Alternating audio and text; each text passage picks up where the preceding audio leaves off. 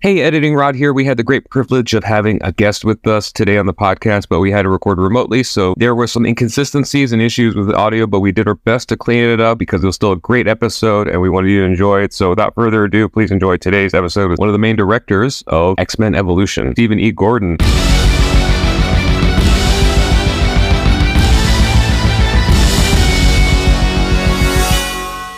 Welcome to X-Men Evolution, episode 15 of Cyclops is Waiting for Me, an X-Men animated recap podcast. I'm JC, and we were a little bit late recording today. That's definitely my co-host's fault, so I'll let him take the blame. And I'm Rod. I was totally late. I'm an agent of chaos, which was an appropriate thing for this episode. Not on purpose, though. It's just because I just told these guys offline, I function much better during lockdown because I can think of one thing at a time. Anyway, speaking of, introducing our guest and director of today's Evolution episode, Stephen E. Gordon. Hi, nice to see you guys. Pleasure. Thank you so much for joining us. For those who don't know, what is the quick recap of who you are before we get into any of the specifics today? Well, specifically for X-Men Evolution, I was the sole character designer. Oh, wow. And I was also one of the directors, one of the three directors for the first two seasons. So, speaking of the character design, is it true Jean's look was inspired by Charisma Carpenter? Correct. That is correct. All right. Yes. I always love when we get to either verify something that is listed on a random IMDb trivia page, or we get to debunk stuff. Those are always the fun ones, because some people just seem to make stuff up that it totally makes sense. And then you ask the team who worked on it, and they're like, no, I have no idea what you're talking about.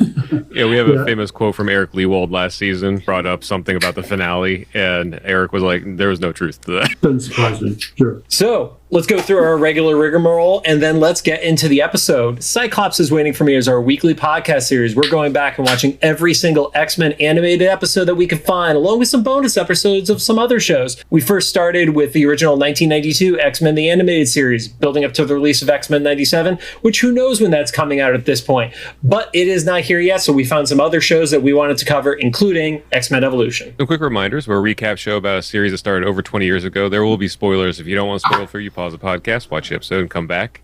We're not currently sponsored by or affiliated with Marvel Animation, Disney, or Disney Plus in any way. Yeah, I definitely messed that one up. Yep. We just get one today. Yep, we're messing everything up today. Don't forget to follow us on social media at Cyclops IWFM Pod on Instagram, TikTok, Threads, X, and Facebook. And of course, make sure to follow us on your favorite podcast services. Stephen, where can people find you if they want to follow you on social media? Well, I'm all over social media. I am on Facebook. I've got not only my personal page, but as well as my Art of Stephen E. Gordon page. I'm on Instagram, and Stephen E. Gordon on Instagram. And where else am I? Just started Blue Sky.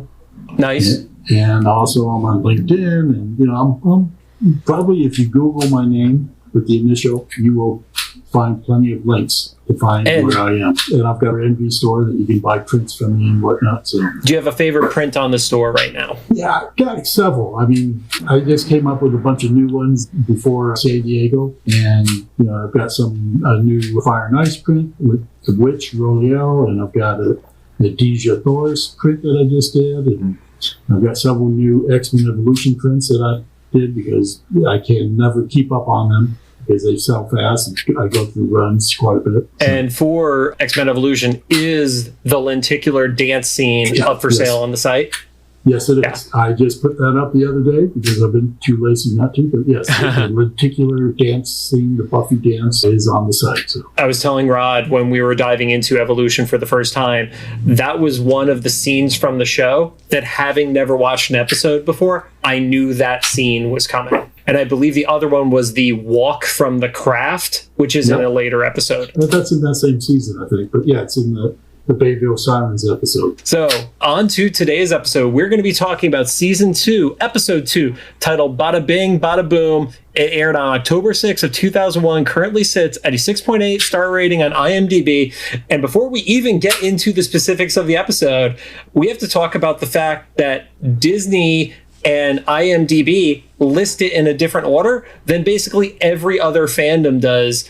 This is listed as Episode 2, or Episode 3, depending on where you look it up. Yeah, and tell you the truth, I'm not positive. It's been over 20 years, so I'm guessing that the number 3 slot, as I was telling you earlier, might be correct, because I was doing character design, so the producer, Boyd Kirkland, tended to give me the third spot, the third spot in rotation. So I'm guessing that was probably the thing. I know that was definitely happening in season 1, but I can't recall season 2 per se.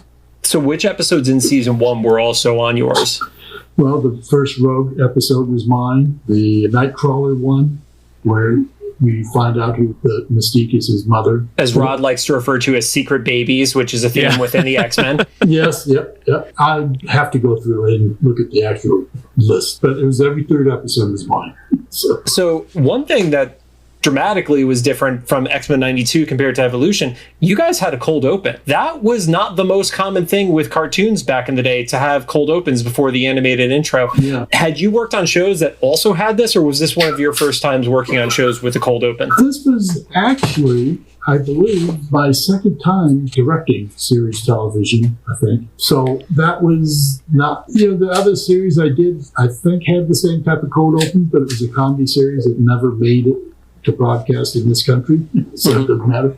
But I think mainly, if I had to guess why this particular show had that, is because Boyd was a humongous Buffy fan, and obviously he wanted in a lot of ways to mirror that. If you look at even the opening, the titles, we stole several shots, or not stole, we homaged several shots. For legal reasons. Really, we were doing it. We did it on purpose, and we wanted to kind of convey that we're doing Buffy. Superhero. That is one thing we talked about with our previous guest, Kit Quinn, was that the vibe of this show reminded me so much of watching through episodes of Buffy for the first time back when I was in high school and as a teenager. So that was what we were trying to do. That's why the dances and everything, it wasn't just the Buffy dances you noted earlier, but we were trying to give that whole 80s vibe and the whole the teens in high school vibe and stuff and whatnot. And that's why, one of my popular prints is 5 of the characters in the whole Breakfast Club setup, and stuff. That makes sense. It kind of gets that across in a kind of below the radar way, but I think people sort of pick up on it, even if they don't know it and stuff. And I think it helped keep us kind of on the mark too. It's funny you say that, because I didn't even really watch The Craft or Buffy at that time, and I still actually haven't. And there wasn't anything against them. It just wasn't in my orbit at the time. But watching this show now, I realized that was of the time that I wasn't aware of at the time. It's like, we did have a lot of dark 80s-ish kind of micro retro stuff, Well, there's a lot of a girl kind of empowerment stuff too, just kind of working its way in there in a subliminal type of way, and that's definitely what we wanted to get in there. And that that was the whole reason for that whole Bayville Sirens thing, is we wanted to do Buffy. We wanted to kind of say, this is what we're really looking at. We don't give a crap that much about the guys fighting and stuff. And whenever we can, we make fun of them fighting anyway. So, well, the women in the X-Men tend to have the strongest powers. The guys are sturdy and they don't seem to die, but the women are the strength of the show. You have Jean, who's the crazy telekinetic. You have Storm, who literally controls the weather. Rogue at certain points in storytelling is basically indestructible. So they are the badasses of the series, both from the comics and then what you guys have been able to do with the animated shows. So. Sure. Yeah. Absolutely. And they have to deal with the guys. But one of the funniest lines in an episode that I directed was the Forge episode. In the middle verse. Exactly. Yep. And they're trying to decide what to do with the machine that caused it to happen or whatever. I don't know the specifics any longer. And the guys just said, well, let's blow it up.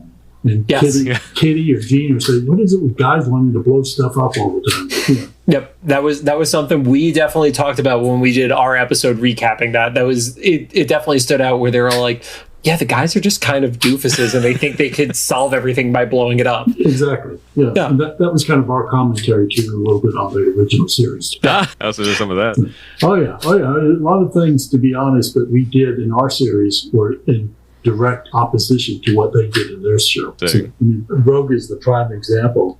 It's like we wanted to avoid that whole Southern Belle, Dolly Parton type character. And that's why he's like, no, she's not. She's Southern, but she's like trailer trash, and she's goth, and she's just completely angry and antagonistic to everyone, and full of old angst and stuff. So. Yeah, you never would have caught 90s Rogue reading Dracula and stuff like that. So. Yeah. And And plus, to go against the time, she had the hots for Scott. Right. So, like, this is where we're going with it. So, of course, we were reading that correctly. We were like, are we reading into this too much? We thought we were reading too much into it. Yeah. No, it's there. I mean, Awesome. I think the second season's the one with the Christmas episode, the Adrian episode, or is that the first season? I can't remember. It is not the first season because we have not gotten to it yet. Well, that one was written by Boyd himself with the whole intent of getting that across. So you will see that in spades. But, awesome. And a lot of this stuff, like that relationship, was not planned. That just kind of started to happen. And sometimes when you're doing a show like this, relationships start to happen unbeknownst to the writers or the creators and stuff. They just start, Rhodes seems to have something for Scott here. Let's kind of lean into that a little more. Yeah. So doing that like Shakespeare reading, or not Shakespeare, as the Dracula musical, right? Yeah, sure. Or was it Shakespeare? No, they got paired up to read Shakespeare together. Oh, right, yes. Yes, it was a Shakespeare thing. So nice. Well, the episode kicks off with a sunrise over the mansion, and we see that they're at the cliffside, and Nightcrawler is passed out cold, and Cyclops is rappelling towards him, and you get the quick reveal he's actually okay, and they're in a training scenario, and then they're like, all right, send Tabitha. And I mean, I recently have started to fall in love with the character of Boom Boom. I only really started reading her within the last year. Let's talk a little bit about Boom Boom because, this season, the way characters are being introduced, we didn't get anybody even speaking in the last episode. And this one, Boom Boom is the only one who actually has a speaking role from all these new students who have premiered. Right. Yeah, we had tried to insert Boom Boom in season 1, and we'd done a design for her, and that particular design was actually in the one where they go away on a camping trip or something like that, or a snow trip or something. I forget. I know the cave trip. There's the cave one, and then there's the survival camp. I think it's one where they were dressed for the snow. I can't recall which one that is. But she was actually one of the girls in there, and we thought, that's going to be Boom Boom. And then by the time we finally got around to actually doing the Boom Boom character, we said, we need something a little more interesting for her. So we came up with a different design for her. So that's just kind of like a lost character now. And actually, and you were talking about Jean Grey being based on someone. Boom Boom was more or less based on Pink. Oh, the singer? Interesting. Yeah. And okay. A little Gwen Stefani in there too. Originally started out as Gwen because Pink wasn't around right then, that I'm aware of. But then when we started to go deeper into it, thought, she feels more like Pink. So I could totally see that. Visually, I could see the Gwen Stefani like in No Doubt days. Now, it's funny you say that because like I was watching the episode and it's like, what is this design based on? Because it seemed familiar, but like I don't remember anybody wearing their hair like that. But that's why. It's because only the celebrities wore their hair like that. Yeah, sure. Yeah. Well, the hair was completely.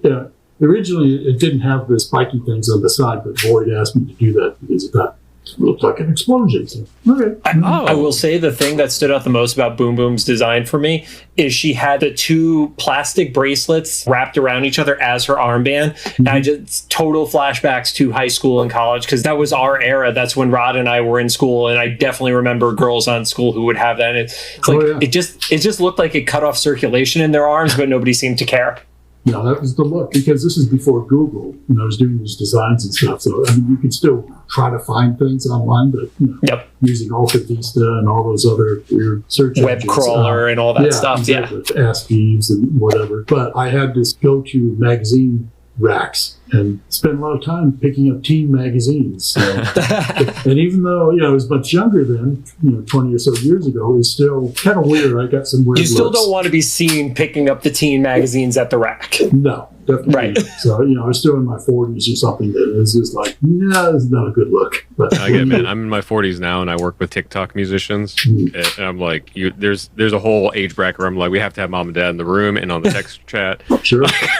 Yeah, I don't think I could do that nowadays at all. I mean, 20 years ago, you could people would leave you alone, but still you'd get the looks. But it is so interesting to hear where like research for visual things like that came at that time because like you said there wasn't an easy way to like look stuff up. Because I talked to these kids all the time about fashion back at that time, and they're like, oh, this is how you dressed in the 90s. It's not how I dressed in the 90s, but I know what you mean. And it's like stuff that would be like in Teen Bop magazines, or I don't even know if that's a real one, but something like that, or like Adelia's catalog or something. So jump up to the top of the cliff, and you see that Boom Boom is completely ignoring everybody. She has her headphones on, gets scolded by Wolverine. And we always pick up on music cues because of Rod's background. I don't know if it was intentional. It totally sounded like Rob Zombie's Dragula was playing in her headphones to me. I couldn't comment on that.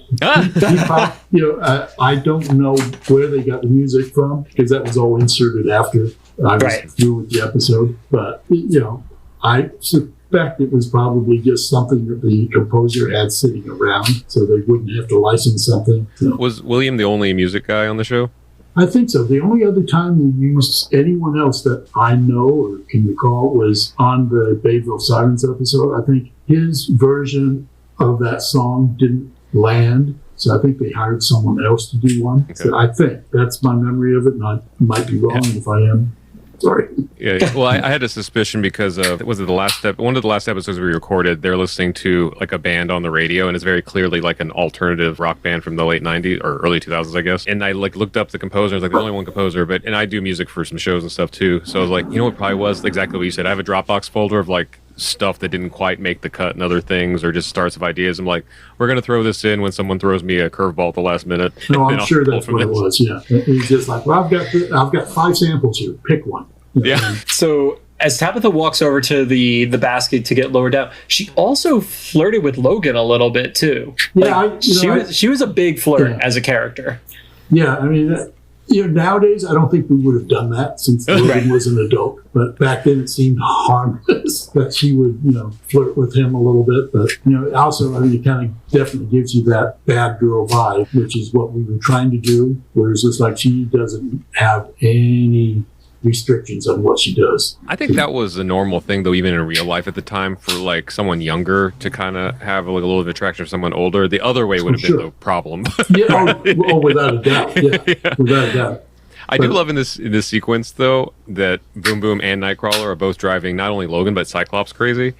And we always have this joke in our show with the 92 series that Cyclops is kind of an a-hole, even when he doesn't have to be. I feel like we're starting to see the origin of that. I might be wrong because we're very early in the show. But I'm like, if this happens to him every day before school, I could see Cyclops becoming like really rigid and mean to everybody. Well, that might be. I mean, that wasn't our intent. We just wanted to make him likable. And so running him down every now and then seemed to be a good way to do that. And, when I talk to some of the fans, I hear a lot that this is the only version of Cyclops that anyone likes. I could say that. I could see it. Because he has sympathetic moments in this show.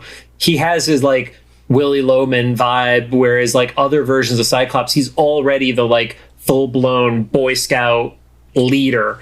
This you get to see him evolve, at least so. Yeah. No, he's got his ups and downs on this show, definitely. So Boom Boom gets into the basket and gets lowered down. Like we said, we've only seen these 15 episodes so far. She is by far the biggest personality of the show so far, I feel like, in just how over the top she is and stuff like that. Did you guys feel like there was something different with her? Because the only thing I've spoiled for myself is I saw she's in a lot of episodes. That's the only thing I know about her. Was she kind of like an instant, we could have a lot of fun with this character kind of vibe? Yeah, and I think, like I said, we had tried to put her in season 1 because we liked the idea of that character. And we knew that there was something to do with her. And we carried that through, and we all liked her. And especially when people ask me who my favorite character was, I tend to go to her.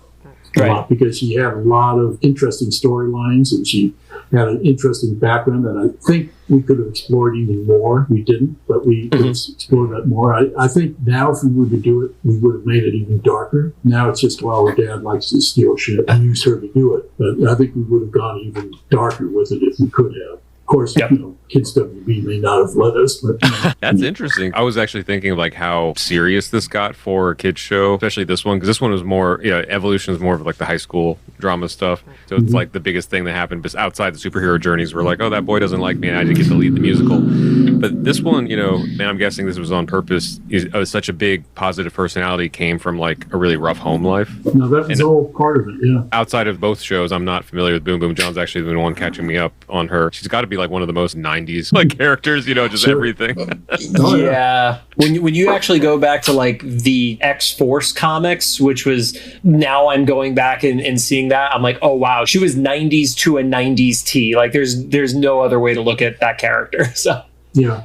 Now she just is an alcoholic and swears a lot at Jubilee, which I also love. So I've seen a few of those lately, yeah. The Executioner stuff, because me and a few friends actually, we did that cosplay at San Diego and we're on the Marvel stage from that one. So yeah, they killed it. So the entire time Boom Boom is down there, she is not taking it seriously, not doing the things that she's supposed to, pulls Kurt onto the sled, and he just decides, oh, well, she didn't hook me in, so I'm just going to roll off. And I was like, is he waiting for her to save, or is he going to do his little teleport thing back? I was curious how she was going to react to it.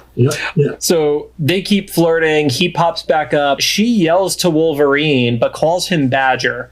And obviously, this is something that I'm the one who's going to pick up on it because I'm still reading the comics week in, week out on this. Honey Badger is the clone of X-23, which one of the only things I knew from a story perspective is that Laura gets created in Evolution. Yeah, but she doesn't get created. There was no X-23 at this point. Right. Yeah, obviously, so no Honey Badger. So that was just, I don't know if the comic people picked up on that and stored it away for later use, her calling them that or not, or just coincidence. Honey Badger / Gabby was not actually put into the comics until I think I looked it up as 2015. So wow. Yeah, but it was just like one of those things where when you read comics long enough, you start to connect dots that definitely weren't intentional at a lot of times. Well, we did a lot of that on the show, too. I mean, we connected dots that hadn't been connected, which are now part of the whole thing. Is, we connected Weapon X to the Super Soldier program and, things like that. But, it's like, well, the dots seem to be there. Why didn't anyone connect them before? And we did. So, This whole sequence with Boom Boom just like naming everyone incorrectly. It's kind of like, I think it was in the She-Hulk series where they find all the bootleg Avengers stuff and it's the Avengers. Yeah. Like, sure. I forget some of the one names she had for Nightcrawler, but she's like, let me rename you. That doesn't make any sense. Wild Blue Yonder Boy. There you go. Yeah, which is horrible to try to say when you're in the field on a mission to try to get that whole name out. Yeah, you're already shot by the time you get halfway through your name. Watch out, Wild. Oh, nope. He's done. Yep, and he's done. So they're not taking things seriously. And as they're going up, she's doing her little mini. So in the comics, I've heard them just literally referred to as booms. Did you guys have a name for when she did her little explosion of what that might have been called? We were just calling them bombs, I think. Okay. I don't think we were doing anything specific. So she does the little mini bombs and they start rocking, and Kurt ends up hitting his head on the side of the cliff, ends up knocking himself out, falls into the water. And then you get a, cut to the start of the show. You guys did such a great job of utilizing the commercial break and the breaks into the opening compared to so many other shows at the time. You guys would always give that great cliffhanger that I think gets lost in the streaming era because you don't have that 3.5 minute wait in between to see how it resolves. Yeah, that's definitely, if you knew what you were doing, the commercial breaks could work for you. Right. So we come back from the animated intro. Kurt is falling. Boom Boom acts like he's just joking. She doesn't realize how serious it actually is. And then we get a great action sequence with Cyclops shooting the rocks out from under it. And then Wolverine dives in and saves. Because of the first season, I was expecting it to be Jean with the telekinetic, but I like that that's not the solve for everything too, because it seems like it's such an easy way to solve that scenario. Yeah, we're definitely trying to keep Jean in reserve for later episodes.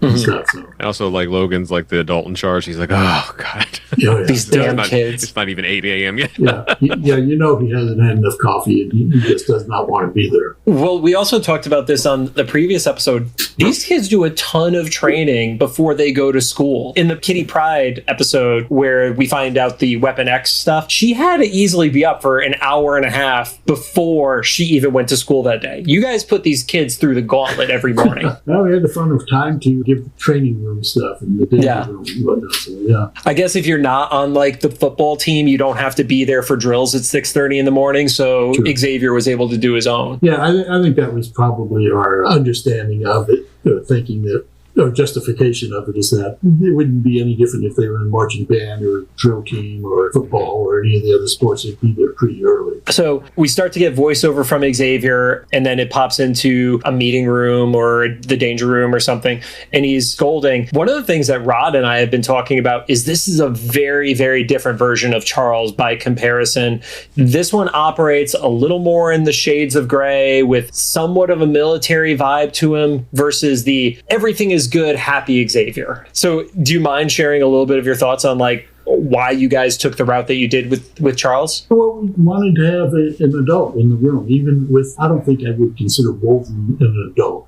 Frankly. I mean, he was still someone who needed to be told what was right and what was wrong. And so we needed someone, the authoritarian, basically the principal or the, whatnot. So it seemed, and plus we knew because when we were working on the show, the first movie was being made, the first season of the show, the movie was being made. So we knew it was Patrick Stewart. And, the character design was basically based on that too. So we kind of had a feel for what we were doing with it. And I think Boyd wanted to lean into his next generation persona a little bit. Right. Picard and stuff. So, I think there was that going for us. And plus, we just need to have a contrast. Because we wanted to have the kids very loose and free, and we needed someone. And we didn't want to make Scott the stick up his ass character, so we made it Professor X, The one we vilified and named this podcast after. Sure. So, as Professor gives this speech in front of all the kids, including the new recruits who we're still meeting as these episodes are going by.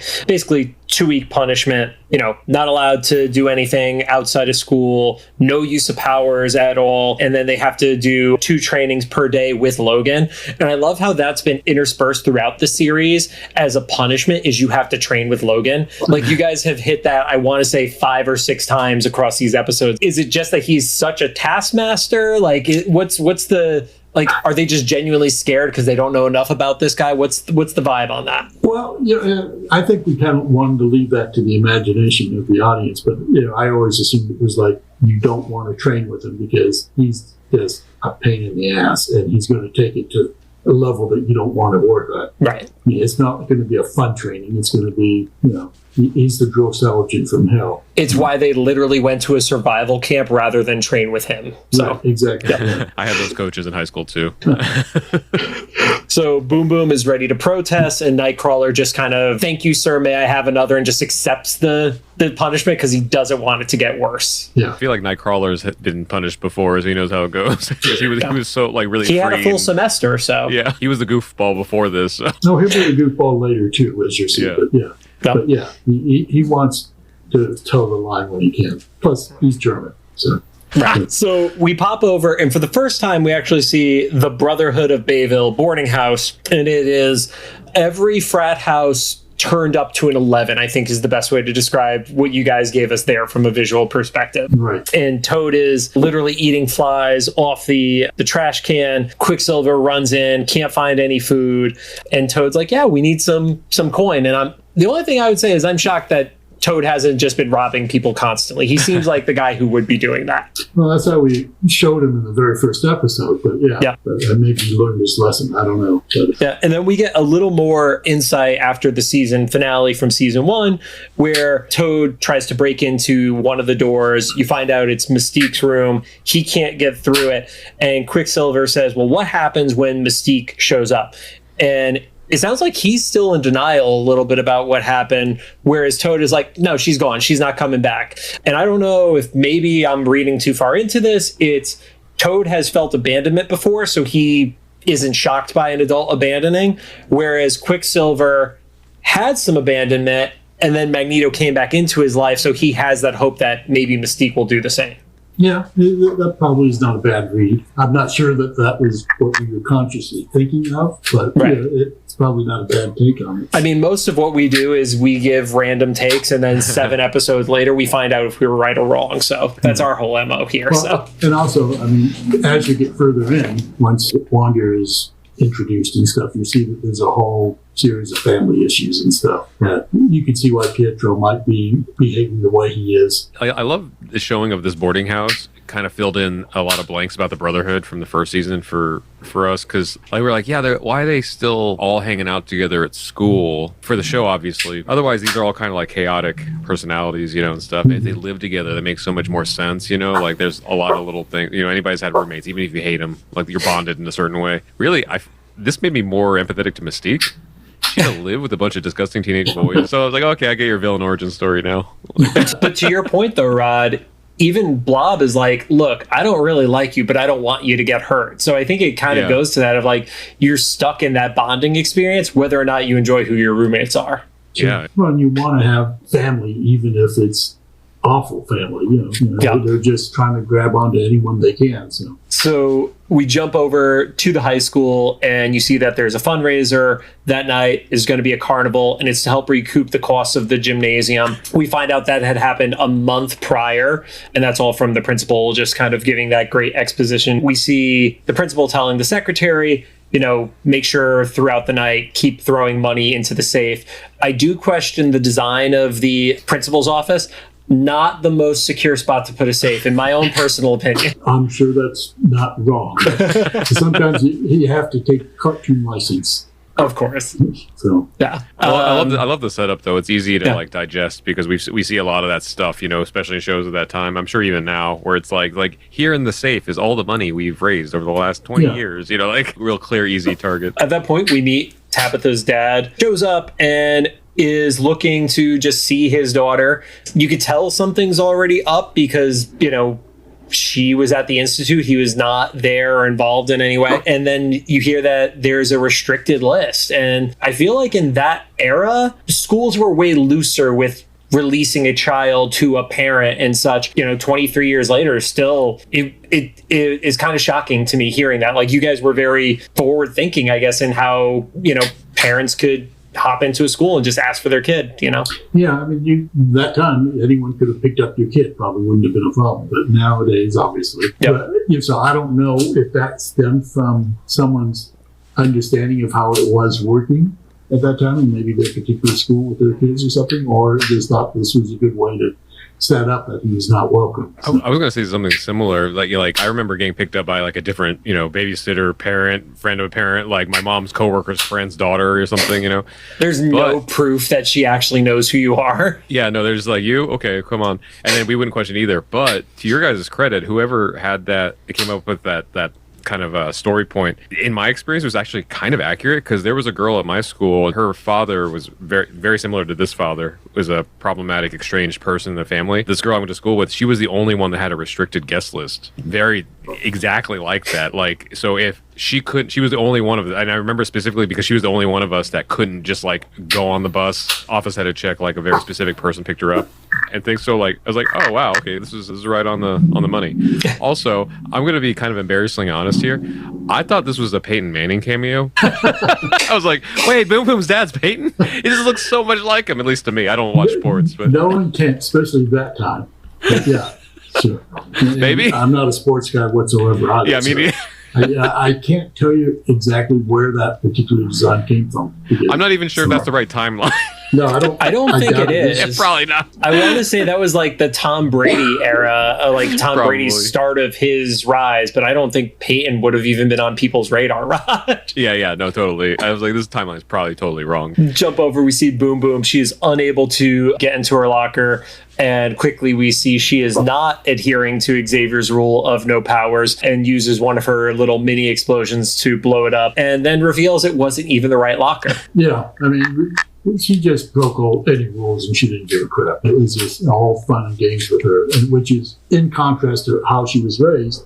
But also, I mean, what we were trying to do was set up that, if you remember all the other parents from the other families that were dropping kids off or whatever, who seem to be very good with their kid, the Kitty family, the Pride family and stuff. I don't think we showed Jean's family at this point. Not yet, no. Yeah, but I mean, they're all loving and supportive and whatnot, and we don't want to go the extreme opposite with Boom Boom.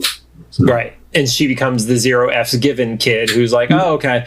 Yeah. Well, wrong locker. I'm just going to steal Kurt's book and his lunch instead. I will say, and obviously this was, looking back, the team from Riverdale definitely got inspiration from this version of Kurt. There's no doubt in my mind there was some bit of Kurt in that character. That wouldn't surprise me. That hadn't occurred to me. I only watched a few episodes of that. Just the stuffing his face full of cheeseburgers and the visual vibe for him, it totally gave me Jughead vibes. So yeah, it could be, or maybe we were riffing off of the original Jughead. We did some of that in the comics too. I don't know. You guys were the missing link between the two versions of Jughead. That could be. So as Boom Boom is running to Clash, she sees her dad. He, says, it's been taking him 2 months to track her down. And I think it's wild because back in the day, that's literally what it would take to track a person, because we can't just look at somebody's Instagram and see where they're going to be every moment of the day. So sure. Yeah, there's also, even in this episode, a reference to payphones, which I can't tell you the last time I saw a payphone in person. I always love kind of those we were the last generation that saw some of this stuff happen. So yeah, boy, when I think about if we had cell phones to use in X-Men Evolution, that would have been a whole different type of show. It's one thing when it's when you're in uniform and you have a communicator on your uniform, right, or you're wearing the headset, but it's no, if you just had a cell phone, the dynamic completely changes. Sure. Dad says he just wants to talk. Boom Boom's heard it all before, doesn't want to deal with it. And the dad says they just want to try to make things work. And she walks away and she goes ahead and she's like, yeah, try. I was like, okay, that's very different than the lighthearted Boom Boom we've seen for this first part of the episode. So. Yeah, definitely the smile is hiding the tears type of thing. Mm-hmm. She's dealt with her dad before, even at this young age, because she's got to be 14, 15 or something at this point. Yeah. It's it's really sad to think someone that young has gone through this cycle a couple times with their parents. And also it's kind of like the shorthand for people who pretend to be good but aren't really, when they're just I just want to talk. Yeah. I just want to talk. It's okay. Sure. Well, definitely. Yeah. I think if we were to have done that episode now, we probably would have made her a foster kid or something, with whether it was her actual father or a foster parent or something misusing her or something. I think we would have gone further with it, because now it still feels a little, he's trying to get back with his wife, and it still feels a little safe and family oriented than it probably should be for that type of situation. Right. Jump over. We're in the cafeteria. And we see Jean with Duncan. And this is something we've kind of been speculating back and forth, is are Jean and Duncan a thing, or are they just kind of on their way to becoming a thing and Cyclops just hasn't accepted it yet? Yeah, I'd have to watch it probably up to this point, but I suspect that our feeling is that they were boyfriend and girlfriend at that point, mm-hmm, and that Scott still thought there was a chance for him. And I gather, is this the first time that he's gotten together with Taryn? Yes. Yep. Yeah. This is the first episode with it. Poor girl. Yeah. Man. Oh yeah. She keeps getting third wheeled from the third wheel. Oh yeah. Yes. I do love when Rod watched the first time we saw Taryn, he definitely thought her name was Karen. Karen, yeah. So when Rod watches the episodes, he does it with the captions on, and sometimes the caption will actually get the name wrong, which totally messes with him too. Oh sure. It named Blob Quab or something last episode, and I was like, was that his government name? His real name is Fred. Okay, yeah. Close. No. And there was another time Logan clearly calls Nightcrawler little elf, but whoever captioned it, Logan called Nightcrawler an oaf. I was completely different meaning. But both kind of worked in that sense. Yeah, I guess. Sure. Yeah. So even though we see Jean is at Duncan's table, Scott is trying to cheer up Nightcrawler. You can tell he's down because he's going to miss the carnival and such. He's like, well, it's not like you had a date or anything. Oh, and then Nightcrawler literally just throws it right back. He's like, well, are you taking anyone to it? And then we see sad Scott. And I think to what we were talking about earlier, Stephen, where there are empathetic moments to Scott in this series, where the other version of Scott was only when Jean was thought to be dead. That was the only time you really ever felt bad for Scott. Is okay, he lost the love of his life, or the love of his life is kidnapped, but he was always kind of winning and already an asshole in those other options. And what did he do to deserve Jean other than being the leader of the team back then anyways? So, I feel like you might be the head of a Wolverine fan club with a statement like that. No, actually, I always thought that was creepy too. Right. So, But, frankly, if you look at the original comic, the first comics with X-Men, back when Stan and Jack were doing them, it's creepy as all hell. Professor X is lusting after Jean, too. So. Oh, no. So Rod has never read X-Men #1 or the X-Men #1 from Jim Lee. So for his birthday, those were two of his gifts, is reprints of those. So Rod will experience that for the first time. Yep, I got it right here. I want to set up a camera and just record me reading these in real time, so you just get my reactions. You will be and stuff. astounded at some of the weird stuff in the Kirby Lee. I totally believe it because I watched movies that I liked in the early 2000s, and I'm like, oh. Now go back to 1960. Yeah, exactly. I mean, this is like, let's go watch Jean change. Oh, girl, shit. Why? And this isn't a comic. So Boom Boom walks in. Nightcrawler gets her attention. She drops off his social studies book, which she has doodled all over. She tries to take his soda, and I will give Kurt credit. He actually didn't do the total puppy dog moment of giving up his soda. He's like, no, the vending machine's over there. So at least Kurt had a spine for parts of this. Yeah, sure. It felt more real, I was going to ask, was that more of a confidence thing or more of an aloof thing? I couldn't tell if he was like, yeah, no, over there. Or if he was like, oh, that's great. You like it too? You get more over there. I think or at least I thought of it as that he doesn't realize that she's hitting on him. Okay. That was me in high school. Yeah, just completely. Yeah, okay, you want a soda? I mean, the obvious thing, if you thought the girl liked you, you'd give her your soda. He couldn't put two and two together. Not that she liked him per se, other than what she could use for him, but still. Right. Well, that was the thing when she saw the doodles on his book. He was like, "Oh, she likes me. She drew on it for me." I did also love on the book. She wrote the festering boils, which has now been referenced in 3 different episodes of the show. I want to say, great name for a band, and loved it just being scrolled on top of his social studies book. I don't know what school was like for you, Stephen, but my school, we had to sell our books back at the end of the year. So you were losing money if you destroyed the cover of your book. Yeah, we didn't sell them back. We gave them back. But yeah, you would be fined, I think, if you had done that to a book. Yeah, we were the setup where you would buy the book at the beginning of the year as essentially like the safety deposit. So if you lost the book completely, you weren't getting $1 back. So yeah, you had more of a collegiate setup, right? We were a Jesuit high school, so we just were very, very by the book with Catholics rules. So yeah, we had ours similar to Stephen. We had the books, and then we had to check them. I mean, of course, we doodled them a little bit. But as long as you didn't just draw penis across the cover, you're usually pretty good. Right. Yeah, we would draw that on the chalkboard. So exactly. We definitely had add a goatee to the Sphinx in the geography book or something, that kind of thing. So she walks away. Kurt is definitely full of himself, and he says, "Chicks dig the fuzzy man." I don't think I've ever read him calling himself that in the comics, but that being teenage Kurt's nickname for himself. Kind of love it because only a teenager would call themselves that and think it's cool. Yeah, that was another closed captioning goof. The caption said, "Everybody loves Fozzie Man." And I was like, wait, they made a Muppets? What an odd thing for him to say. So Kurt is doing a little bit of the puppy dog about her. Is like, yeah, she's kind of funny. And Cyclops is, yeah, kind of funny for somebody who almost got you killed. But he's also now in sad sack Scott mode because he just saw Jean with Duncan. So.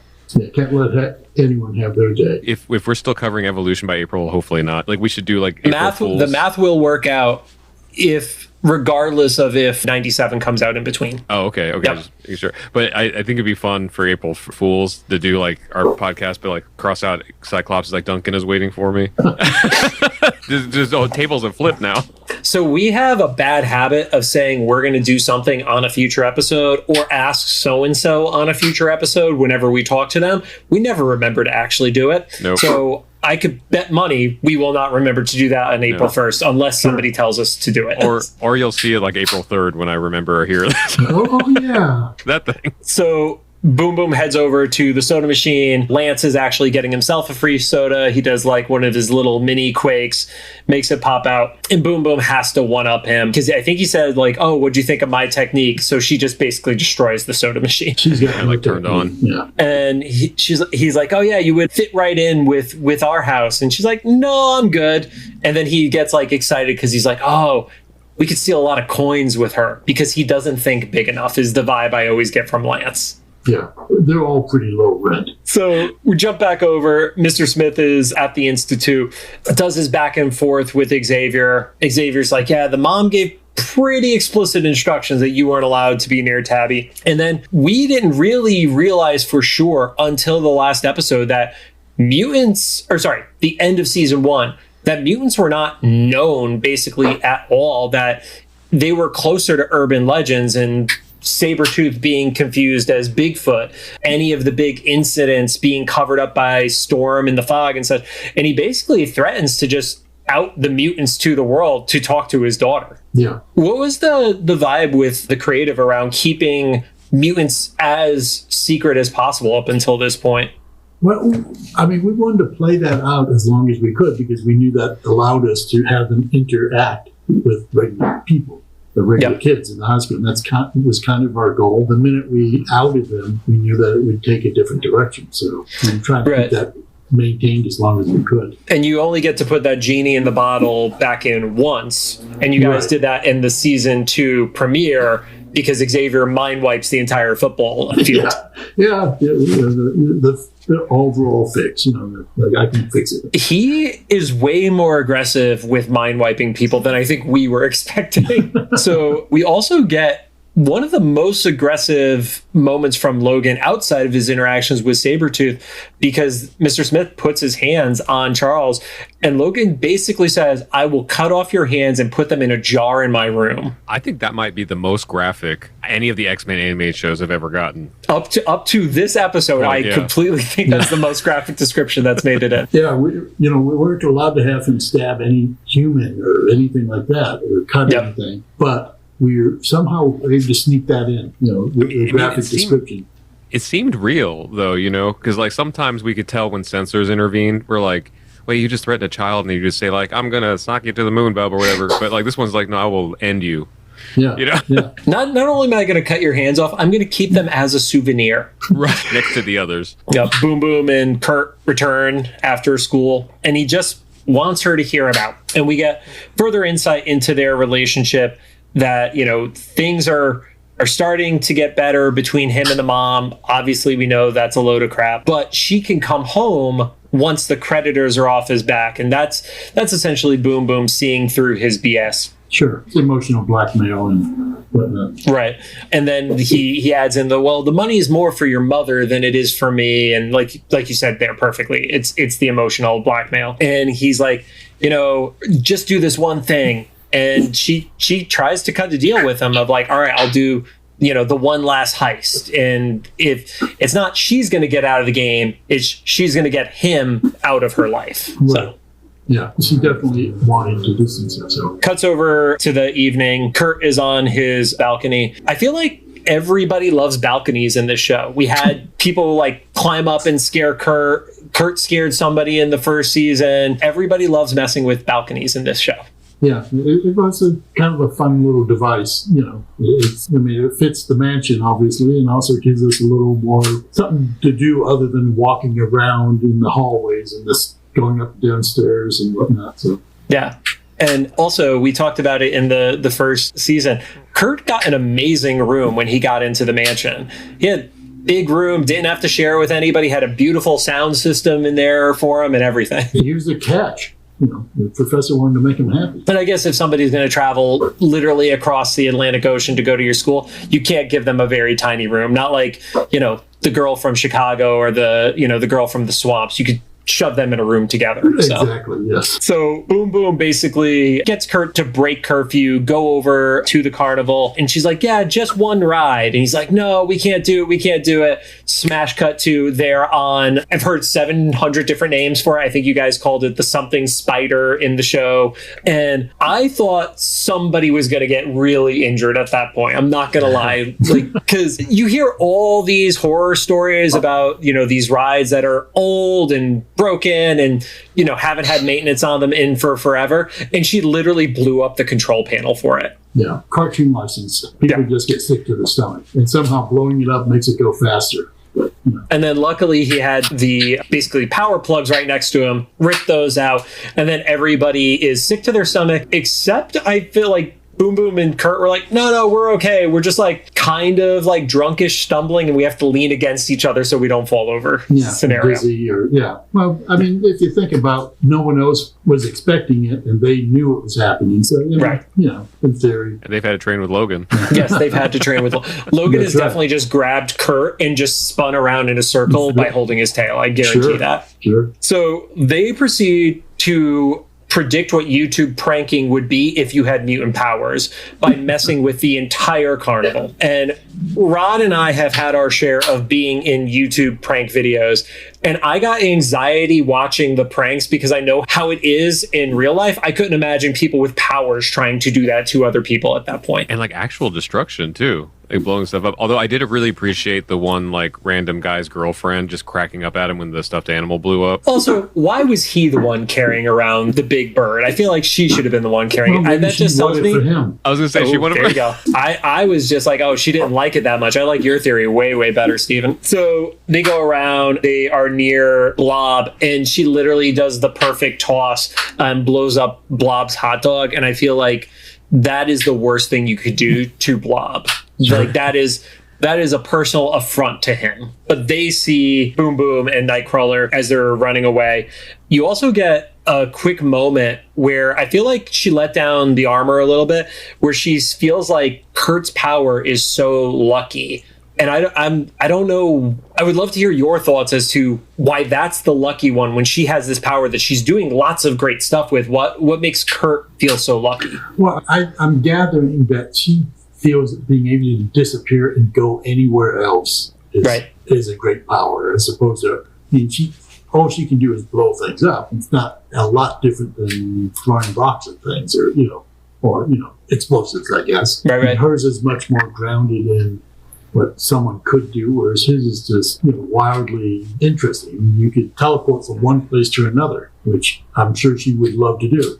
Probably would love to do that as a kid, to get away from her family and stuff. Yeah, he literally has a built-in escape where she feels like she's a little more of somebody's tool to be a safe cracker and stuff like that. Yeah, exactly. I mean, she can't get away from something. I mean, this is probably the best thing that's ever happened to her, is getting into the mansion, getting away from her family. So, she would probably love to be able to as a little kid. So, you guys are yelling and screaming in the next room, I'm going to someone else's house. It's very grass is greener on the other side situation. Oh, sure. And it's more defined with all these power sets, because I know it just is, even as people, as adults or whatever, especially as kids, you always kind of like envy that what you don't have necessarily. We jump over and then we see sad Cyclops on the Ferris wheel by himself, which, here's the thing, I get if you're going solo to a carnival, you want to do fun stuff. That is just like pre-emo phase of like, I'm so sad, I'm going to ride this by myself. Like he almost intentionally put himself in that scenario, I felt.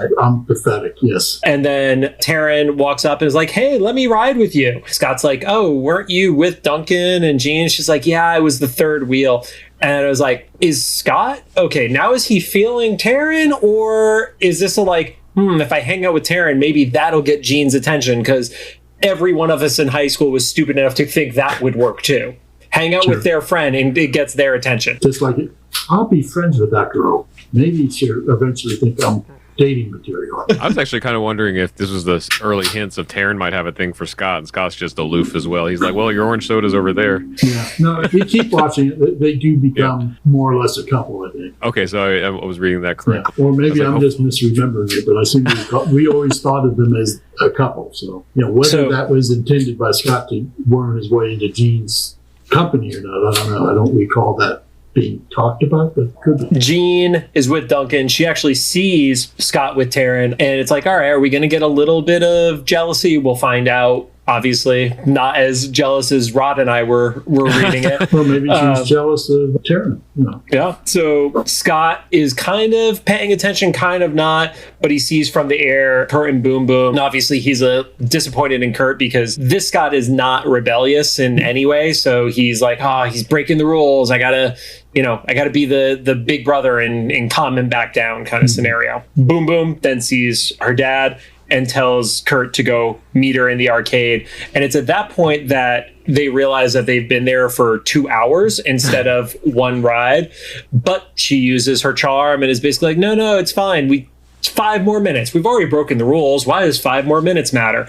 And in teenage logic, always works. I've never seen that argument lose when I was a teenager. Oh, sure. Because if you're already in trouble, then what's 5 more minutes make a difference? So, yeah, how much more in trouble can you get? Yeah. Boom Boom is with her dad walking towards the school. Lance and Blob see it. They start to follow. And Boom Boom is like, all right, cool. Let's just do this, get it over with. I can hit up a few payphones and video games. And the dad's like, no, we got something bigger. And they proceed to go towards the vault in the school. The dad's body language when she was at the mansion, I thought he was going to have her like loot the institute, you know. But when he's picking up the book in the library, yes. That was sort of the impression we wanted to give across is that he was trying to decide if there was some play in here that he could do. So Lance overhears the plan. At that point, Nightcrawler pops out of the arcade, sees that Boom Boom is with her dad. He knows something is up because he saw the interaction with them earlier, and he runs to go find Boom Boom, pops open the door, and they trip the alarm. They probably should have started moving faster. Boom Boom doesn't have that criminal mastermind like her dad does yet. No, certainly not. So they hit the safe, and they start to run out, and that's where they get intercepted by Toad. I love how the Brotherhood made sure that they were like in uniform. You know, they're going to cause trouble, be on brand. You know? That's right. No, you didn't want anyone thinking they were the wrong characters. You know? Yeah. We're not the X-Men. And this way, no one knows it's actually Todd when he's wearing his Toad outfit. You know? Right. Is that so? It's a very it's a Clark Kent kind of. Yeah, that's right. Okay, I get. Oh, you know what? Okay, that makes sense now. Would you mind chatting a little bit about the design for the Brotherhood? Because I think aside from Rogue, the X-Men uniforms were very reminiscent of their traditional look, but the Brotherhood for 3 of the 4 were very different than what we had seen for any of them in the past from comics or animation. I'd say Quicksilver was the one who was closest, but the others were all pretty divergent. Yeah, you know, a lot of it has to do with the fact that it didn't like any of the uniforms or the costumes. I mean, it definitely did not like Toad in that weird the court jester one. Yeah, the hunchback court jester thing or whatever he had going on and stuff. So we kind of just did what we wanted to do, kind of play around with different things. We would kind of make him look sort of his shape sort of Toad-like. So we gave him that big weird thing in the back and the collar or whatever. And then Blob, even though he was still in civilian style stuff, he went from, the farm boy, he looked almost like what was the character, Billy Bob from Varsity Blues, to like tough biker vibe. That's who we based him on. Is it really? Yes. We actually said that in a previous episode. Yeah, we said that in a previous episode, so love that. Yeah, sure. That's a popular character, because where I referenced him in the earlier episodes, like that guy played his own parody and not another teen movie. Did he? So like now this is like a double, like this is the second inspiration that he's had on this. Iconic. Yeah. So they end up chasing Toad, who has grabbed the money, and they're in the destroyed gym.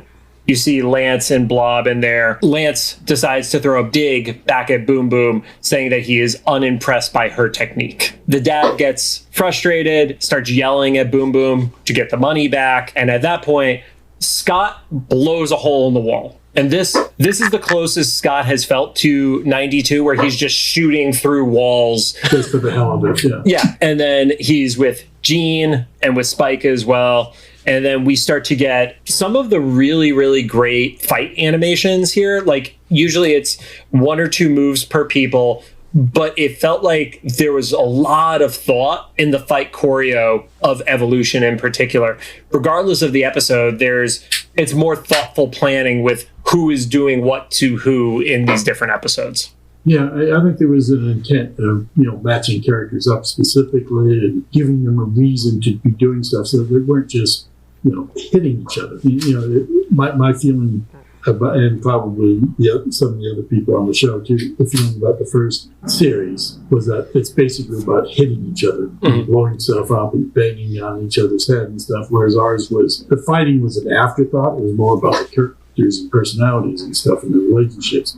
And when they did fight, it was for a relatively good reason, and it wasn't just hitting. It was just, not people just not slugging it out and stuff. Yeah, and they were basically playing hot potato with the money bag. It was going from one person to the next, and that's the focus of it. So at one point, Scott gets the bag, and Blob just completely swan dives onto him.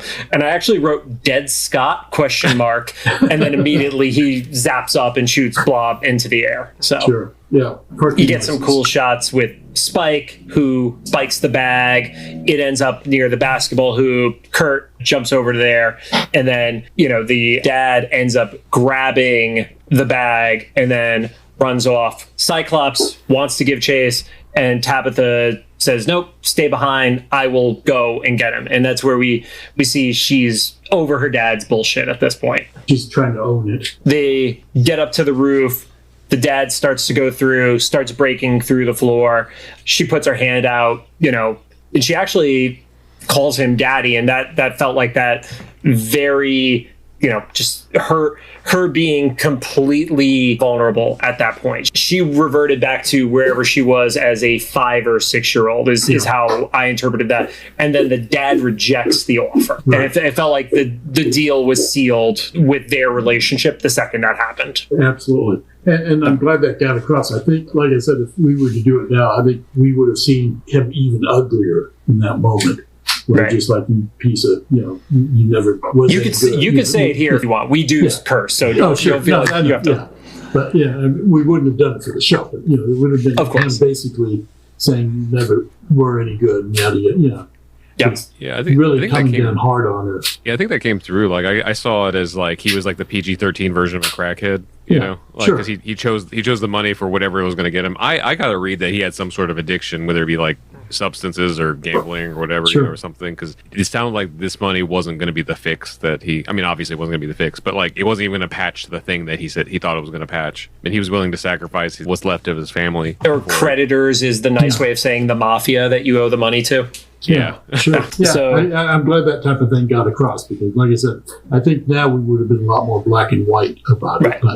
But it's nice that the subtlety came through, even though we couldn't get black and white. Yeah, totally. Because he chose death kind of too. Because he was like in grave danger. Yeah, like, he was literally falling through, and he's like, "I want the money, so that way, if I don't, crack my ankles when we land." So, unfortunately for them, the ceiling does continue to fall. Boom Boom gets caught in it, but Kurt saves both of them. They land in the safety of the basketball court, and then the dad immediately socks Kurt. So they run out the front of the gym, and as that happens, the police from the alarm getting tripped do arrive, and they both put their hands up, and it's kind of heartbreaking with Boom Boom because she almost had closure, and now she's like, oh shit, I'm getting arrested with my dad now too.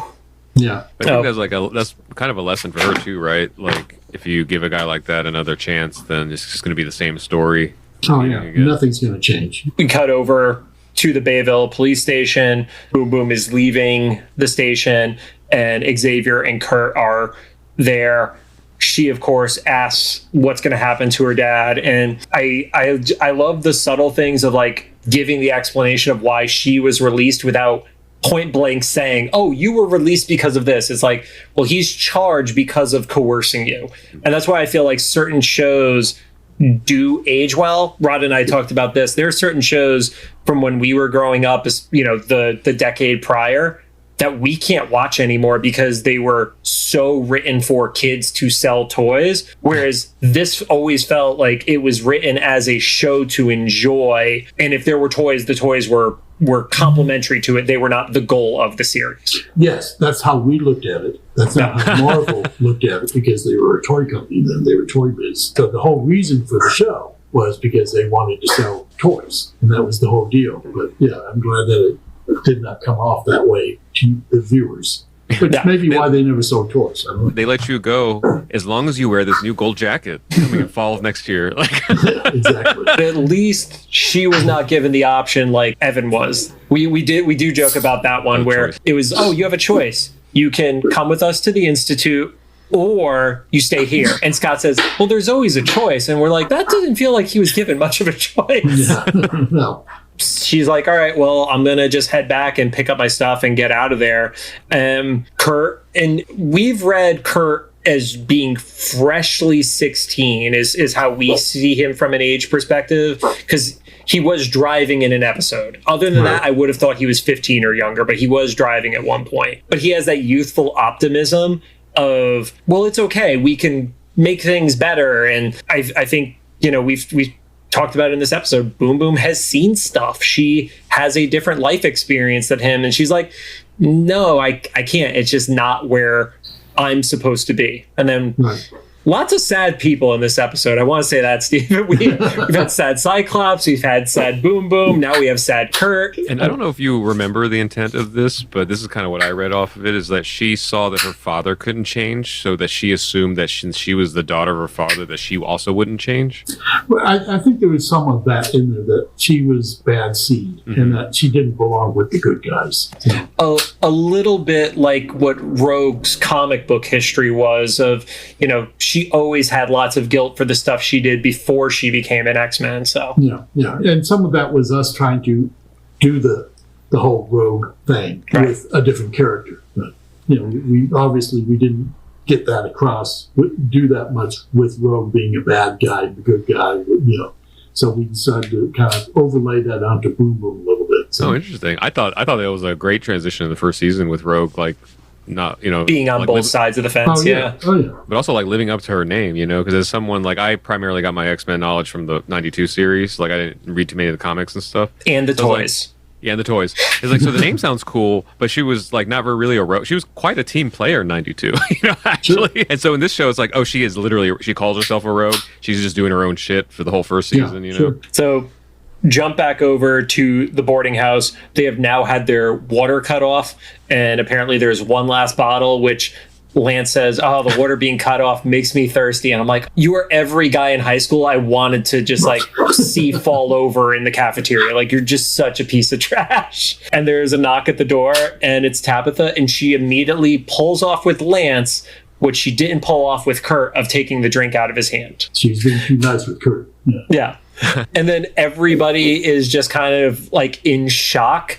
It's, wait, why is the hot girl at our really nasty place right now? Yeah, and kind of weird too when you listen to it. It's like a girl was moving in with all these guys. I mean, I don't think we could. I'm shocked that kids WB even did let us do that. Right. So. Yeah, and as far as Toad yells, well, no, girls aren't allowed at the Brotherhood, which meant to me he didn't view Mystique as a adult woman as one of the girls because it was the authority figure. Right. But it's like, yeah, no girls allowed. It's like, you're a teenager. You should be thrilled there's a girl who wants to hang out with you guys right now. It's funny, too, because as the episode was going before she got to this point, I was like, I know as a kid I would have thought, like, oh, she would have made a better villain. But now as older, I'm like, they're probably scared to have her. They want someone that, like, will fall in line. Like, she's too much of, like, a variable or a loose cannon.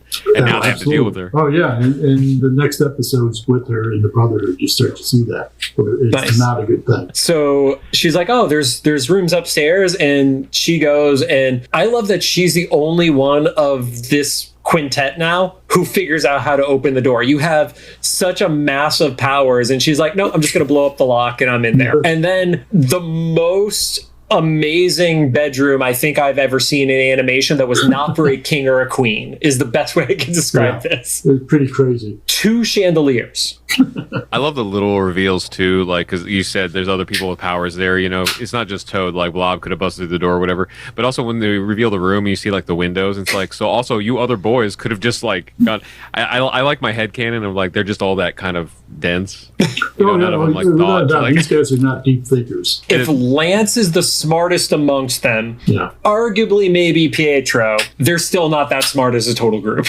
Yeah. You see Lance evolve. I think it was Joyride or something. I think you'll see an interesting side of Lance that comes out. Yeah. I think we started to see a moment of that in the Juggernaut episode where they're at the survival camp. Yeah. Because you do get a little bit of a moment between him and Scott of like, oh, there's mutual respect, when he could have just been a total like shit heel kind of scenario. Well, I mean, there's that to some degree, but I won't spoil it for you, but it's coming up. Thank you. Yeah, it's worry. Another episode I directed. So our TikTok is what spoils it, actually. So okay. people on Instagram are usually like, love this episode. TikTok, they get into full-fledged arguments. So I don't even go in the comments on TikTok. Rod does, because he's the one that does those uploads. And he had the season 1 finale spoiled for him at what, like episode 6 or something like that? Because I posted a clip of us talking about how at least I was surprised Mystique could turn into like non-human things in this series, you know, because I wasn't used to that. So I was like, wow, there's like such cognitive dissonance right now I'm going to get used to, you know? And then someone put in the comments, well, she's always been able to do that ever since she went through the enhancer with Magneto. And someone else commented like, they're watching this in real time. That's the season 1 finale. Haven't gotten there yet. And I'm reading this. I'm like, well, shit. Okay. He immediately texts me. He's like, yeah, don't go in the TikTok comments for at least 5 weeks. Yeah. And then we got to the first part of the finale and we're watching everything happen. And I'm like, oh, okay, this is so Magneto. This is him assembling the enhancer. Okay. So the episode wraps up with Nightcrawler again on the balcony. Scott is there with him and, you know, basically just trying to make him feel better about it. He's like, well, you know, I get why you're sad. I thought it was a really cool moment between the two of them because guys in general, but especially teenage guys, like they're not good at talking about their feelings. They're awkward. And I felt like you guys nailed how awkward that emotional conversation between two teens would be. So, yeah. Especially in 2000. Yes. A lot of us had kids those ages at that time too, so that helped quite a bit. That explains the high school accuracy. We talked about both the 92 and Evolution. Media is always created by the previous generation. So sometimes there's like references of things like, I forget what some of the references we had before is like maybe like playing marbles and stuff like that, you know, like aren't as common with the current generation, but that was something from before. Even this one, you'll hear, if you ever listen to the very first episode we did this, we're like, wow, this half the episode is not even about the show. It's just about us talking about high school. It's like, this feels like high school in the 2000s, even though like nice. One of us would have been the age that we could have taken Jean to prom if we were at the same school as her kind of scenario. Sure. Yeah. And the only reason we didn't watch it then was because we were both going into college and then like life, you know, happens for the next 5 or 6 years. Sure. But it makes sense if you were just like looking for inspiration. He's like looking into the next room to what drama was happening with your kids. Yeah, absolutely. Well, I mean, and a lot of things like, especially the episodes I was directing, I handled Kurt like my middle son. Nice. He reminded me a lot of him, his personality and everything else. And that's why there's certain things about Kurt that are not said on the show, but we all kind of felt, oh, he's not straight. Things like that. And a lot of these characters were like that. We saw them as our kids in some way. Even if at the time you couldn't be explicit about it, that was still progressive to even have moments like that. Oh, sure. Even in the first season, the way that you address Irene and Mystique together. Sure. Because in the comics, we knew pretty explicitly what that scenario was. I'm sure Saturday morning, cartoon, you were not allowed to be anywhere near as explicit on there. But we saw through it as adults watching back in hindsight. Yeah, you know? And I don't know if kids were able to put 2 and 2 together or not. I mean, those are the types of things that, because of the way we were making the cartoons too, nowadays, you would get called on it if they didn't like it. But in those days, they'd read the script, and if it wasn't said in the script, and usually through dialogue, they didn't know it, the people in charge. Or if, we didn't do anything weird with the designs or something like that, or nowadays, when you storyboard and direct a show, you put it on an animatic, and you send it to the broadcaster or whoever's in charge, or the producers or whatever, and they watch it in real time and make no notes on it. Those days, there were no animatics for TV. You'd send them a stack of storyboard like 2 feet thick, and it would be up to them to leaf through it to see what you did. And if you show a couple like Mystique and Irene together and imply visually that they're a couple, they would have to find that. Right. And chances of them seeing that in going through storyboards is very unlikely. So we were able to kind of covertly add things in like that. Yeah, like 2 women just being in the back of a limo together, sitting in their seats in a storyboard is not as overt versus, like you said, if it's animatic right now, maybe certain things pop up. Yeah, you'd feel the tone, you'd feel, sure. Yeah, there was also a great reference in that episode when you saw Irene and she was on the phone and there was the family portrait behind, and you saw the Mystique necklace on the portrait, but the character was grayed out. So that was one of those things that I obviously visually just latched right onto. So, and I might be wrong about this because I haven't seen any more episodes past today's, but in last week's episode, the assembly, when the British girl talks to Rogue. I was like, like you said, like it wasn't explicitly said, but just the performance kind of gave me that there's a little bit more than just two girls being nice to each other. Like, there's a little spark there. But you'll see something really. Frankly, I'm surprised we did it. It was kind of like odd, but you'll see it towards later on in this season too, where it gets pretty clear that maybe Roby's not necessarily 100% hetero. Right. Yeah, that's what I mean. Like I kind of like got a little bit of that from that scene at the assembly. But who you see it happen with is not the case. You're going, oh shit, that's really creepy. Oh, okay. So, okay, I'll be ready. Yeah. Prepare myself. So the episode wraps up with, that heartfelt moment between Scott and Nightcrawler. Scott gives when she sees what the world is like out there, she'll see that this is the spot that she should be coming back to. And you guys did a great job of balancing like somber ending, happy ending. Like you would switch back and forth depending on the episode. And this is one of our more somber ones where he's like, no, I think she actually already knows what the world is like out there. Yeah. And that's when, we cut to the credits. The thing that we enjoy the most about if there is a somber ending on this show is there's not the laughing Saban children that would always happen in the other series. Sure. There's no more like juxtaposition of like an emotional moment than the Saban kids. So or the dog who does something funny, or Sure. Or in '92 it would be like Jean died for the third time.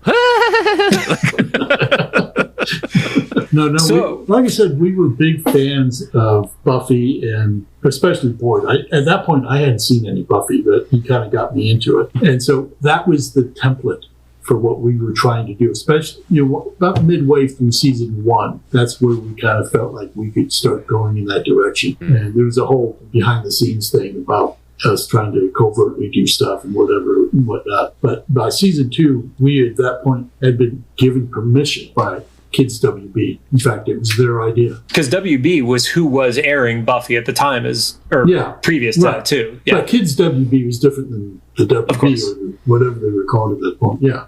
But I mean, I don't know if they saw the connection, but they realized that, this soap opera that we told you not to do in season 1 is what's attracting viewers. So suddenly it's like, do more of that. So you get a lot more of the relationship stuff happening in season 2 than you did in season 1. Season 1, we kind of had to tiptoe around it and be covert. Season 2, we could lay it out there.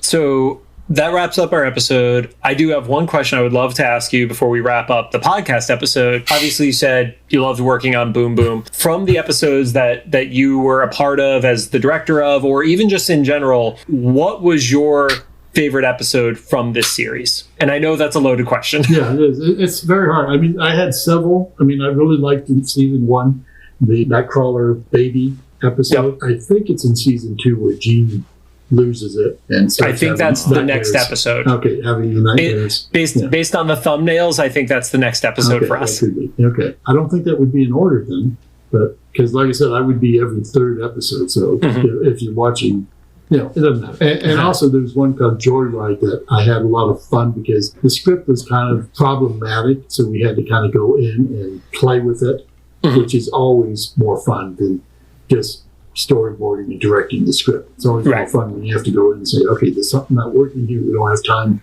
to get a rewrite. We have to fix it on the run. And in those days, I for that script, it was a lot of moving stuff around and cutting and pasting. I had to Xerox several copies and actually cut stuff out and tape it down on another version because there was no ease of use of computers in those days and stuff. Yep. So we didn't have shared documents in those days. I still share with people because Stephen, I don't even think I've told you about this. One of my first jobs out of school was I was a writer's assistant at World Wrestling Entertainment.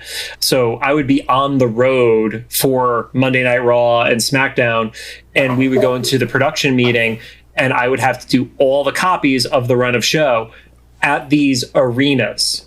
And I became an expert in fixing copy machines because if I didn't, Vince McMahon would be screaming at me down the hallway, where are the scripts? And that is not a fun person to have screaming at you. Sure, no. I imagine. Like I said, so, the final version of this script was just, lines. It looked like, a kidnap note. It was just awful. But But it was kind of a fun episode to do that with because I was actually able to take a lot more control of it. And plus, there was some really fun stuff in it. I mean, besides the joyride aspect. And maybe I'm putting together 2 episodes, but there's a lot of fun stuff either in that episode or another one with Lance. Yep. And what he tries to do and how Rogue reacts to it. I will say Joyride is one that we have heard the name of that at least from a dozen different people whenever we talk about this series. Like that one keeps coming up casually in conversation when people are like, oh, you're watching it for the first time. Have you gotten to Joyride yet? And I'm like, nope, don't spoil it for me. Well, and also Joyride is a big episode for Bobby and even Jubilee. Takes part in. So I think that's probably part of what the fandom is reacting to too. So awesome. Speaking of like the characters in the fandom and stuff, sorry if you've answered this before, but like how into the comics and the characters were you before the show, or did you do research for the show? Not much at all. I was not, I kind of vaguely knew because I read the comics with Stan Lee and Jack Kirby and way back then. When suddenly Beast had turned blue and all that other stuff happening and Wolverine was involved, I had no clue about it. I kind of vaguely knew something, but I saw drawings of Beast and I saw drawings of Wolverine. They sort of both had the same weird hair. The hair, yeah. Maybe it's the same character. I don't know. So I had to do a fast, deep dive in that. And we had people supporting us from Marvel that we need research on this. Give it, and we get Xeroxes or we get those character books. They used to do these big A through Z or whatever. Oh, the official Marvel handbook. Yeah, we'd get those and stuff, and we'd use that as reference. And 9 times out of 10, it's like, no, that's not how we're going to do it. I mean, every now and then, like Mystique, we ended up, the first season of Mystique is like, we ran out of time, and like, we just have to have something done for Mystique. So we kind of leaned in towards what her traditional look was, trying to goose it up as best I could with just design. A lot of times it's just too late. Didn't have time for anything on that particular character, so we'd fall back. But when we had time, we would completely throw that out. In fact, if we can, walk 180 degrees away from it and do just the opposite like we did with Rogue and stuff. Got it. And that Rogue became iconic. I didn't even watch the show, and I hear people talk about her and reference her and everything. That's probably her and Nightcrawler and Kitty are probably the reasons I know about Evolution so much. I'm surprised all our friends. You hadn't heard much about Wanda. I mean, that was it was Rogue and Wanda that were huge as far as fandom goes. Weirdly enough, I've not heard enough about Wanda, so I'm excited because I had seen, obviously, in like setting up our tracking sheet for the episodes that she gets introduced, but no, maybe it's just who we're friends with. Kit being one of them is, obviously she loves Kitty. So Wanda, no, she wouldn't go with Rogue particularly either. Dark. I'm actually really interested in seeing darker characters like Wanda in this context, because Wanda in the 92 series was a lot more slapsticky like the original comics and stuff, so to see her in this like darker context, because I mainly know Wanda through like the MCU stuff. Well, the MCU Wanda, she wouldn't exist without our Wanda. Oh, interesting. Okay, there we go. We were the ones who did that, and we did. Well, when you get to that, if you want to email me or text me or whatever, I'll tell you why we did that. I would love to do that. Let's do a little follow-up. Yeah, even if it's just a little supplementary conversation that we tack on to something, that'd be amazing. Sure. Like I said, at the time we were just like, oh, this is interesting. What would happen a lot is Boy, the producer, and the 3 directors, at least for the first 2 seasons, after the first 2 seasons, I wasn't directing, and I was working at DreamWorks and just freelancing the character designs. But the first 2 seasons, we would always go to lunch together, the 4 of us, and break down what we want to see happen. And then he would feed it to the writers and say, okay, this is the ideas we came up with, do these and stuff. And then they'd flesh them out, obviously, do more with them. But, like the whole Super Soldier Weapon X thing, that's was broken down while we were eating sushi, stuff, and things like that. Just what would you like to do? What characters can we put in here? And we purposely stayed away from any of the superhero world unless we thought it could somehow fit into this world where superheroes were not known. So that's why we came up with Captain America. Okay, that could fit in there because he was a soldier. And somehow we connected him to Magneto. Stuff. So very cool. Well, awesome. Thank you so much for joining us tonight, Stephen. This was incredible and loved hearing your insight on it. One of the things that we had is there is not a book similar to what the Lee Walls had with 92 that we can learn as much. So hearing it straight from you has been awesome, and we're excited to share it with everybody. Any closing thoughts before we wrap things up? No, if someone wanted to write a book, that'd be great. I think there's not necessarily the advocates for it and stuff, which if someone wanted to, I don't even know if Marvel, if someone came to them and said, we want to do this, they'd go along with it or not. I have no idea. But, okay. The fact that we're on Disney Plus is a bonus, because I think in a lot of ways they'd like to keep it buried, because they kind of pilfered a lot of our ideas and stuff, which it's theirs. We did it for them, so you're more than welcome to. But I even talked to at one point the guy who did some of the costuming for the movies, and he said, "Oh yeah, we got your stuff pinned up and stuff. We reference it." I mean, he wasn't the designer; he was the actual wardrobe guy. The designer, I don't think would like to acknowledge that. And if you look at their Pietro and stuff, it's like, well, that's funny. It's interesting. He's got the same sleeves. Yeah. And if you look at, even the, Fox X-Men and stuff, it's like, boy, they reused that Wanda outfit in that, and then they used it in the MCU too, to some degree. So awesome. We'll put this clip up on social media. Maybe we'll find those advocates. Yeah. Yeah, you never know. Yeah. I will say I do love that all the classic animation has made it onto Disney Plus, because some of this stuff would be lost, and being able to come back. They never came out with the DVD at the last season, I believe, so for X-Men Evolution. So I know that was a big lament for fans for a long time, and now that it's available,